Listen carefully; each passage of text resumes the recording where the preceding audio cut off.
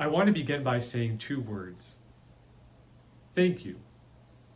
Now you might be thinking, thank you for what? Well, I'll get back to that in a moment. You might recall from last Sunday's Gospel in Luke chapter 17 that Jesus healed 10 lepers, but only one came back to give thanks. And so in this upcoming Sunday Gospel, in Luke chapter 18, we hear about this widow who comes before this unjust judge and demands that he render a decision for her against her adversary.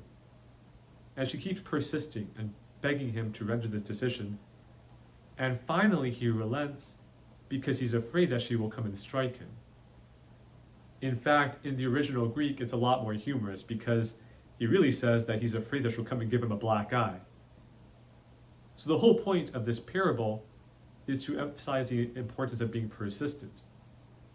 But Jesus isn't comparing himself to the unjust judge. Rather, he's contrasting himself with the unjust judge by saying that if the unjust judge is willing to listen to this widow's request and grant it to her, how much more will Jesus do for us, his beloved? How much more will the Father grant to us the prayers that we ask because we are his children? And so the point that Jesus wants to make is that we're meant to pray without growing weary. So often we can kind of get tired of prayer. We may think our prayer isn't doing any good, or we may think that God isn't answering our prayers. But he always is. And if he doesn't seem to answer our prayer right away, it's because he wants to give us something even better. Or it's because he wants us to stay persistent so we become more like him. So I began by saying thank you. Because when you feel like your prayers aren't being answered, when you get discouraged or weary in prayer, realize that your prayers are benefiting the whole church. Your prayers are benefiting me. So I want to thank you for your prayers, because even when they feel like they're not being answered, they are of great help.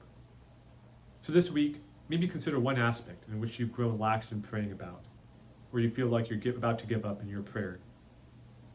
And just turn to God once more. Continue asking for that grace. And realize that your prayers continue to help me and the whole church.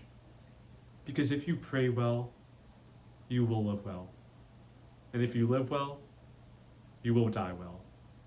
And if you die well, all is well.